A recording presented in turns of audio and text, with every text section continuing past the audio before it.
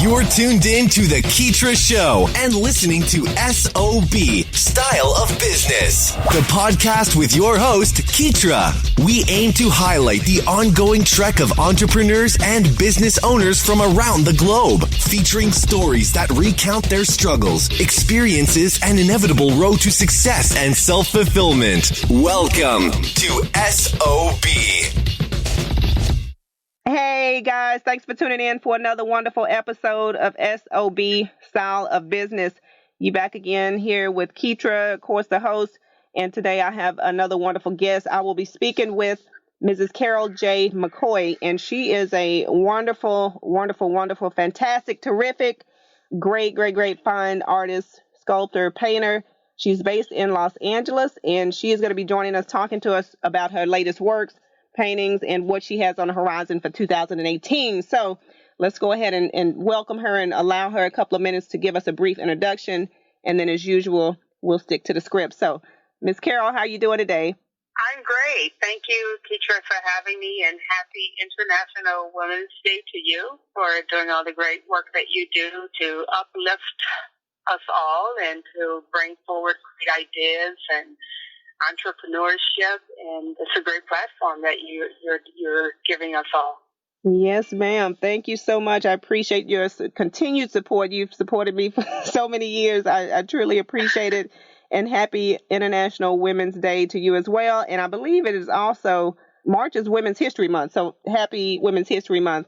Let's go ahead and get started. I know we just talked a couple of minutes before hitting the record button, but let's go ahead and jump into your background. If you want to give us another introduction about your particular art and who you are as a creative based in the Los Angeles area. Okay. Well, I live in LA and I am creating here, and LA is like the geographical muse of mine for the moment. I kind of ended up here through modeling and being in the acting scene accidentally, but it provided me with a lot of inspiration and opportunity to travel and to evolve on different levels of creativity. And I was always an artist, and I think that is why I came back to my art naturally in a full way, as opposed to kind of dividing the time between the industry here and my visual art. And I live here,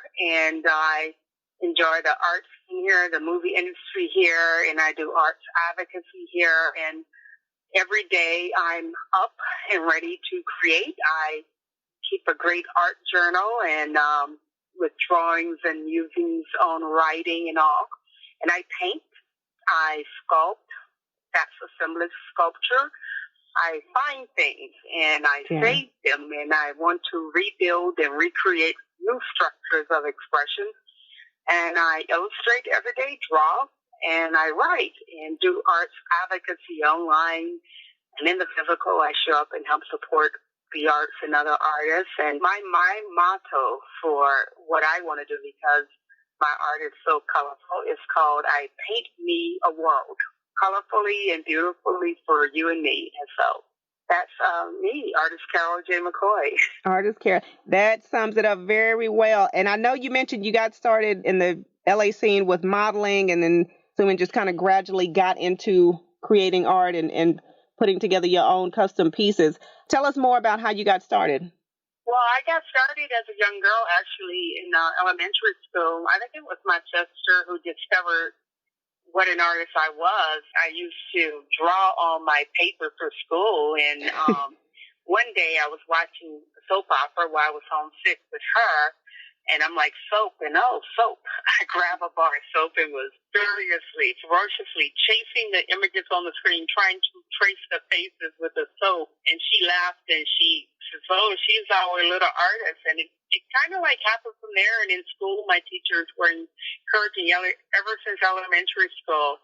I always knew I would be an artist, but somehow in college, in school, modeling scouts kind of got a hold of me, and I got signed with Elite Modeling Management and traveled all over the world and modeled. But I always did art no matter what. I was always drawing. I didn't start painting until maybe 20 years ago. But I always knew I would paint. I knew it would be there. as I know with everything else, I always have a vision, inner vision and feeling. And the great thing about having had modeled and being in the acting industry, it gave me a visual aesthetic for the style of the work that I would do. I was able to appreciate the beauty and form and the energy that other creatives had.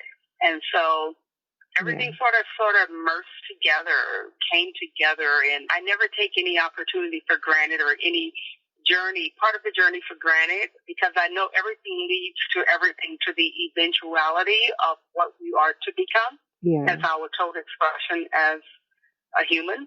Yeah, and that is very, very important. And I know that you have been doing a very good job at it, at expressing some of the things that you have as far as creating new works, because I had a chance to check out some of your latest paintings, which there's a piece which is the Bliss on Arrived, you have the Infinito, and then also the Queen's Ancestors. But before you give us a description on what those pieces mean to you, how do you go about creating like new themes and concepts for your paintings? From what point do you sit down, kind of have it in your mind, put it on paper, and then when it reaches the actual canvas?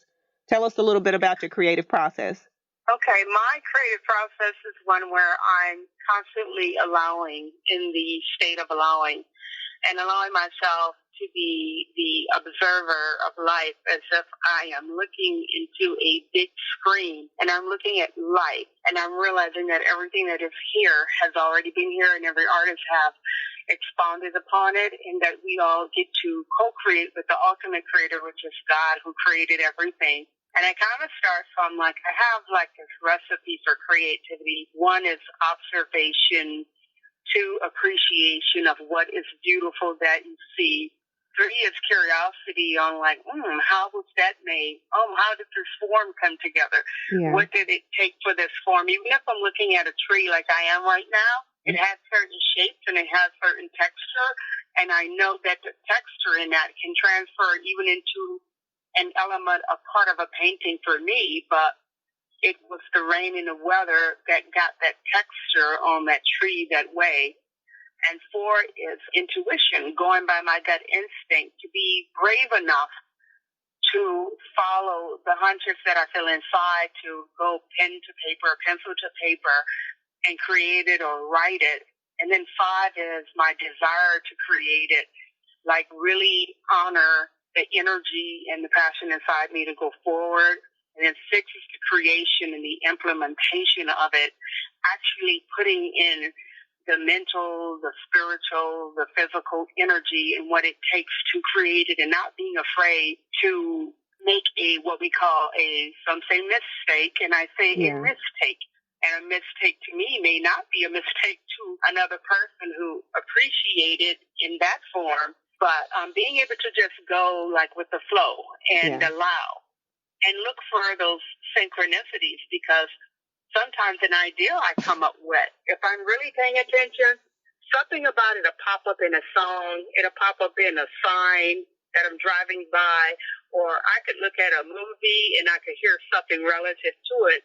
And then I realize, wait a minute, these synchronicities are not a coincidence. That is my guideposts. These are my angels, my creative angels speaking to me and helping to guide me along, and realizing that we as artists and expressionists, we get the privilege of helping to keep records of expression for societies and people that come after us, telling our stories. By primal nature, we are still visual and auditory people, and we want to relate to how others relate to this world. Right, yeah. And I know you do a lot of the abstract forms on the canvas. So do you go for a certain feel when you're creating new works, or is that, I know you said you go from the hunches that you get and you try to follow the synchronicities. So in addition to that, for instance, you have Bliss on Arrival, which is one of the newer pieces that you're working on. How did you come to create that particular piece? That piece came about. I had visited the Getty Village to see the Greek God and Goddess exhibit, and of course, I'm a person who loves form. I have many books on anatomy and biology. I'm like a little nerd when it comes to science, believe it or not. And I'm intrigued by movement and form. And to too, part of that was from like the modeling industry, like because I wanted to be a fashion designer as a kid.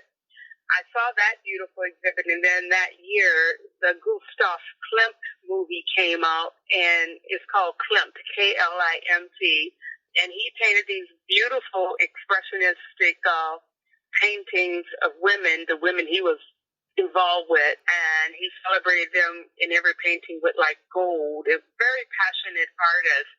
And so, as you can see, there's form in that painting, and there's gold in that painting. And Bliss on Arrival had to do with, it was 2010, and I felt like we were coming out of some ideas. There's a political twist to it also. Kind of like in the middle of war, Gulf War, and it seemed dark, and we just elected a black president, and it was all about hope, and she's looking over her shoulder, and behind her is the past and the dark abyss, and from the heaven is descending these orbs. They're like ovals of golden drops of hope that are falling, and then there's one breast that's painted gold that's projected out, and the breast symbolizes, for me, not just physical nurturing from a breast that gives milk, but more like the milk of life, of sustenance for one to in order to endure on the physical plane, along with the orbs that are falling from the spiritual and psychic plane as well. Oh, wow. Yeah, that's a total, yeah, that's exactly. Yeah, because, sometimes if it takes the artist to really explain what that piece means, because just like I might read something, or you may read, I don't know, maybe like a self-help book, for example, what I pull from that book might be something totally different than what you may pull from it. But I think the biggest thing is that everybody can pull something from it. But I really like the fact that you have a whole theme behind why that piece was important to create. It is interesting that you could never really look at a painting and tell what inspired an artist and what they were going through in their particular life at the moment. And like, wow, I had no idea all that was relative to what that person was going on in their life, because I keep a journal, and I'm always writing as I paint and expounding upon how I see things, the hunches that come to me, and how they relate to what is going on. So painting itself is very introspective, and so it's cathartic also as well. So that is what ends up coming out, and you're like, okay, what does that have to do with anything? And then you want to talk about Infinito, the one that is abstract, correct? Exactly. Yes, ma'am. Okay. Yeah, I love that one. That's one of the favorite ones. Out of the ones the three that you sent over, that one really caught my attention. I guess because it's so elaborate. It's just kind of out there. It is, and I wish you could see it in person, because it is sculpture on canvas. When you look at the painting and you really get into it, you're going to see it lifted. It's at least layers of paint about a quarter inch off the canvas. And I made upon myself a challenge. The energy of how it was coming to me, but I'll tell you, when I knew I would do it, and the book that came to me, a friend gave me a book called Infinite in All Directions, a spiritual book. And so within a few days, I'm like record shopping with a friend of mine. He likes vinyl. And I remember the group Journey, and Steve Perry and Stevie Wonder are my two favorite male singers. And there's like one song in there, like Will in the Sky. It may sound trippy to people, but I hear that song as something magical in the sky. That's the way I'm thinking. That's turning us all in the world, and have always that time about us. And in the book Infinite in All Directions, and I just started doodling a few days afterwards, and the number 8 infinity number kept popping up, and I'm like, if it's infinite in all directions, then if I did some art, this needs to be able to hang in every direction. So the way I designed this painting is that it hangs in every direction, and it works in its proportions, its dimensions, its expression, the balance of its colors. And that I did, and there were days I wish I had not, because it was a physical painting, and I had to work in all corners and all edges and find ways to make it work, tilting it towards me, away from me, spinning it around, and working with gold acrylic colors and acrylic paste to mold it and shape it and using everything from paintbrushes to plastic forks to Chinese chopsticks to my fingers and being exhausted and getting back up and doing it in the middle of the night when I did not want to do it. And then I just kept going. As for me, what encourages me is when I can't remember all my synchronistic moments, but everything just kept popping up and popping up and popping up that was relative to what I was doing and encouraging me to speed along, and 3 other paintings in between finishing that one. I call them paintings that relieve me, quick art and a lot of drawing. And this one is 48 by 64 inches. And I have not shown it yet in physical, but it has been printed in print a few times.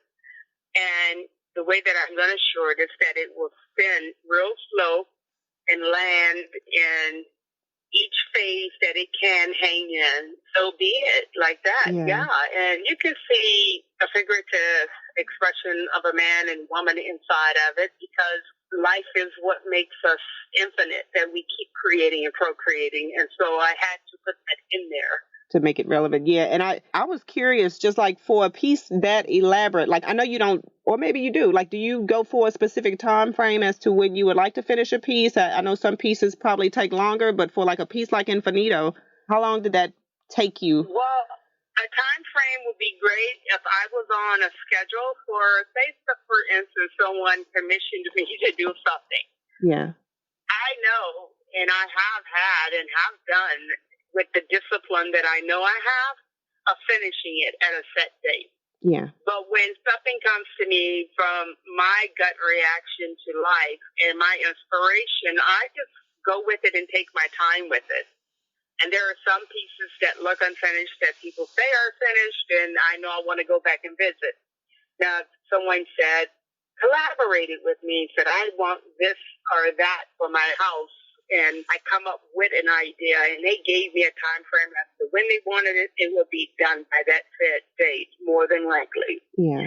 But when it comes for me, like my labor of love, it takes the time that it needs to take. It takes the time that my heart, body, mind, and soul wish to give birth to it. Yeah, you just kind of take your time with it. And what, for the last piece, I guess, well, I tell you what, let's save that because we have another question that'll be a good segue for this last piece that I want to discuss. So before that, tell us a little bit about your inspiration. So like, where do you draw your inspiration for the art? My biggest form of inspiration, I would say, is nature. Believe it or not, anything you want as an artist is in nature. You've got sound. Nature has its own music. If you really can sit there and imagine and say, nature is in concert, when you're hearing the trees and the leaves blow in the wind and you see the movement, that's dancing of the leaves and the trees and how it bends in space. That's nature. Nature writes its own story. That's the seasons of nature and weather. That she writes her own story. And as far as art, every form that I see in nature, every form from a rock to a tree, she sculpts herself and she formulates herself into a piece of art. No one could look at a tree and go, that's not art. Well, nature is creating it as art. And so I look in there, and I also look at the leaves as color skills, because there are so many variants of green in nature. I've done a painting also called Verdant Infinitude, which verdant is green and infinitude is the most infinite. And most people use the grayscale to apply to choosing colors, because there's a grayscale in every color, from the reddest red to the palest red, or the palest green to the darkest green, which would be more in the family of the black, or the pale gray. And I study the leaves and the colors of them and the shapes of them. And I love the rhythm and flow of water. And of course, after that comes music and other artists and movies, like loving movies all the time that are inspiring, great stories. And I sort of kind of just go with that. And a lot of quiet time and a thought to come. And then, like the world, we're all connected. And one of the reasons, like I say, always like for artists, you just got to express who you are and what comes to you. And I never try to make a competition with another artist because that's not my purpose. My purpose is to expound upon expressing what, Spirit addresses me with from day to day. And sometimes you see a sign as you're driving by, and you may see like something on a graffiti wall, and you get all these wonderful little messages from the universe. And everything that I've ever done, somebody has done something relative to it, but not exactly like it. So we all get to continuously co-create and expand upon what is here. And everything is everything, and it all comes together, and we keep doing it and keep doing it and procreating and creating, and there's always an audience out there for whatever we want to do. Yeah, I love that. Yeah, definitely everything is everything. I love what you just said. And I know moments ago we were talking about your latest visit to New York, and you mentioned something that really, really caught my attention. And you said you had just come off an inspirational tour, and I was asking you about that. But this next question was going to kind of go into that. But tell us a little bit about, you just talked about the inspiration. You get it from nature, music, and other artists and just creatives. But the inspirational tour, like how has that helped you? Well, first of all, what is that to you? And tell us how that helps you to come up with different ideas for your work. Okay, well, the inspirational tour for me was visiting New York. I had not been there since 98. That was pre-9/11, and after 9/11, it was sort of hard for me to visit again. And I had lived in New York previously for 2 years, and invited out by some friends this time, and like, come out here, hang out with us, enjoy the energy. And I said, this is going to be my inspirational tour. Yeah. So landing back in New York and feeling all that incredible energy there and all that creativity there, from visiting a friend of mine's daughter's school, the school has an incredible arts program, and seeing that, to going down to Washington to the Smithsonian African American Art Museum. And I can tell you, for my soul feels at home. I am inspired from the strength it took for us to be able to survive and endure here in America as African Americans.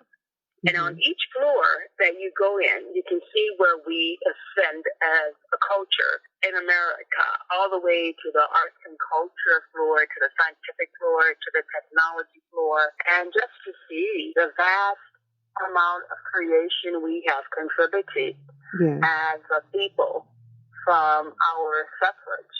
We have made incredible contributions to America and to the world as a whole. And just embracing all that energy in here of all those ancestors, it was incredible. And the next day, I got to go see in Washington Dr. King's memorial, and that was powerful for me. And then the next day in Philadelphia, the city of brotherly love, and seeing the love sculpture over there, and that night seeing Black Panther. Yeah. And imagine all this happening in Black History Month. And I had a birthday while I was doing all this down there. Oh, nice. And I felt like I was in Wakanda. And yeah, I hear you. And I'm just very proud right now to have been able to experience all that. And going back to New York and going to the Met Museum and celebrating the Lunar New Year and seeing more art galleries and eating as much different food as I could in the little Chinatown and Little Italy, and just soaking it all up. And it gave me, like, I would say, like some creative Red Bull in my veins again, Yeah. Because in LA, I sort of forced myself to have that more charged up energy like I would if I had been in New York and LA, because LA's pretty laid back.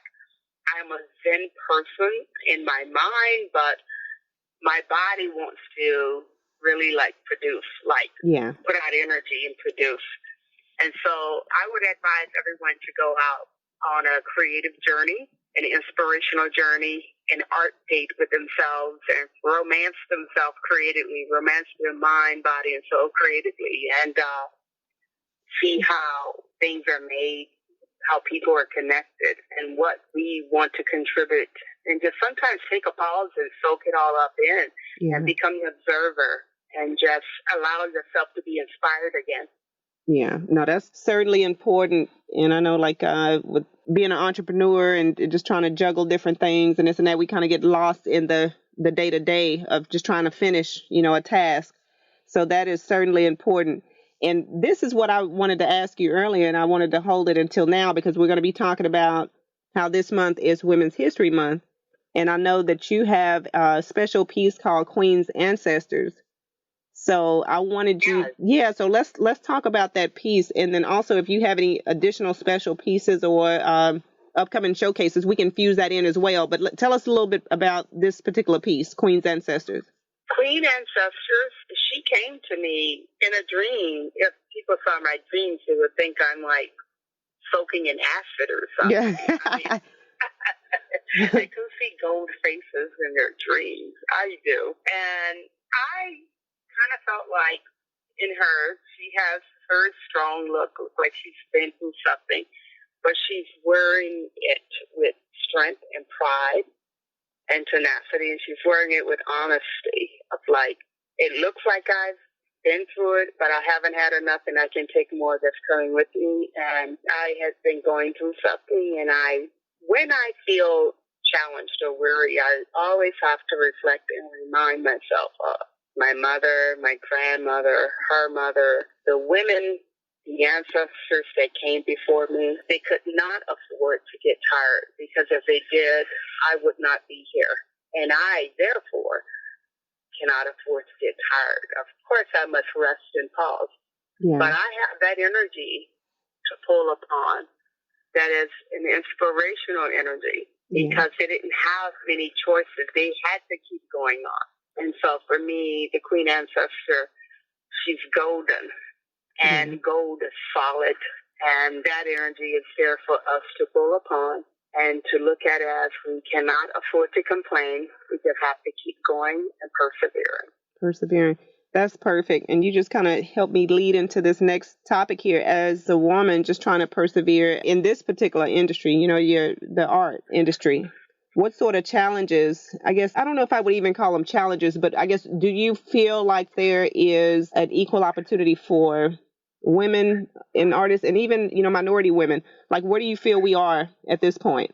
I feel there's a lot of arrivals and accomplishments upon right now. Right now, I'm looking at more of the women in film in Hollywood who are really rising high, from Oprah to Ava and then you go to the women in politics, Black women in politics like Maxine Waters, and of course Pat, Barbara Jordan, who inspired me growing up. My mom loved her. She's not born on the same born day, February 21st, so as like Nina Simone, February 21st.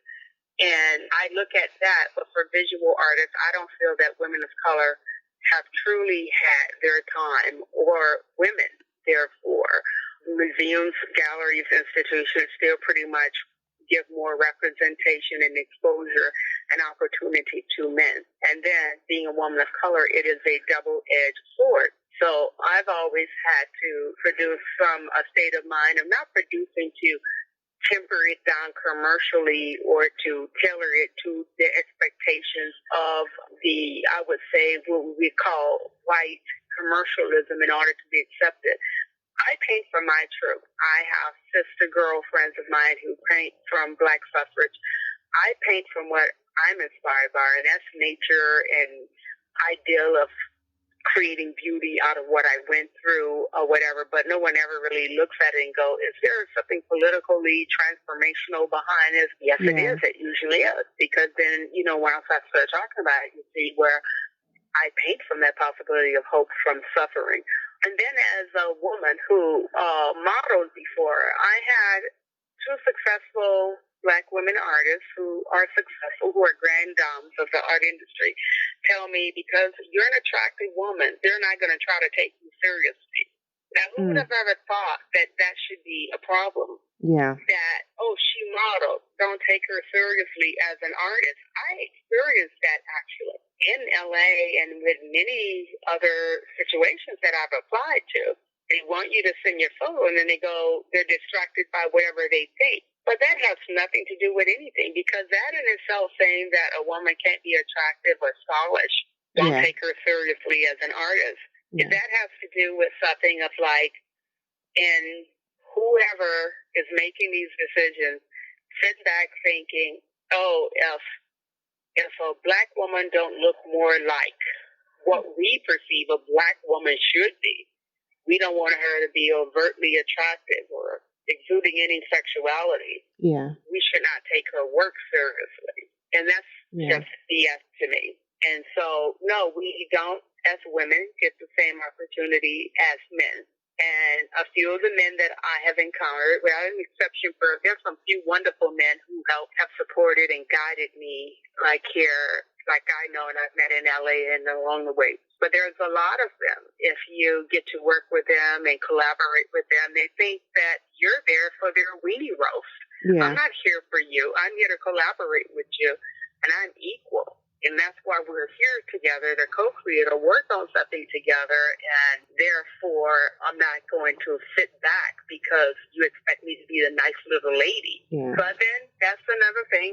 I'm cool. I'm fine. What I've been called into for this time and for what God expects me to be, if I have to advocate for it by creating the best art I could possibly create and using my platform to make it better and more fair and equitable for other young ladies or people of color who come behind me, then therefore I take the challenge and I shall. Perfect. Yeah, you've summed it up very well. And tell us, what do you enjoy most, Carole, about being an artist? She's laughing. What do I enjoy most? Well, I had for years friends of mine who used to think she's artsy, but where's that crazy side at? They want you to be crazy. Like, it's almost like they provoke you to be crazy or something. You need to be outlandish. Right. There you go. So being an artist in a permissive way, I think it gives me the idea that sometimes I can kind of say certain things and get away with it because they go, oh, she's an artist. That explains it. But I don't use that all the time. I think I'm very, in a way, conservative with some of the things I say or do, actions as an artist. Yeah. It's a mixed bag for me. I'm introverted and extroverted. But what I love most about being an artist is being able to express myself and get a high from it. Art is my high. I've never done drugs. I hardly ever drink unless it's somebody's birthday. I might have a toast or a wedding. But I truly I feel wonderful after creating, and I don't know how to explain it to anyone. But I have a peace, and I have a clarity, and I feel actually warm inside from creating. And if that is what love is, I know that I can't hug my paintings, but I have slept in the bed with some of my artwork after I finished it. Great. It's really bizarre. Yeah. Or have it on side the bed. Or go sleep in the studio on the floor next to the work. Yeah. With a big bed in there and waking up like, oh, why my shoulder hurt? Oh, you fell asleep next to the painting on the floor. And I'm in love with creating. And I don't feel like I have enough energy or time in the day to do all the things I would like to do. Yeah, and I guess that would probably a bit of a challenge. And speaking of challenges, does it ever get challenging for you as an artist? Like what type of challenges, if any, do you kind of run into? I feel like challenges like how? I guess just kind of not being inspired, or I'm sure there's probably days to where you wake up. Yes. Yeah. Oh, that's hard. Yeah. That is the hardest part of being an artist, and knowing when to honor that and ask yourself why you don't feel that way. But I have learned, like I tell any creative person, get up in the morning and journal. I don't care if you start the first sentence off like, my toe hurts, or this coffee needs more sugar, because you'll find that it will unlock your expression because look at where the heart is and where the arm is. Mm-hmm. And the energy that flows from heart to hand to pen to paper. Don't journal on a computer, but journal with a pen and paper or a pencil paper. Yeah. Draw or either write it. you will find that it will unlock so many emotions and get you reset and refocused. I have to make myself, whether it is prayer, God, I pray, prayer, do my traditional prayer, but I'm like, God, give me the energy to be able to expand upon your creativity and help me flow. But I was blessed to run into someone who gave me a book many, many years ago, and it's been given to me a few times, called The Artist's Way by Julia Cameron.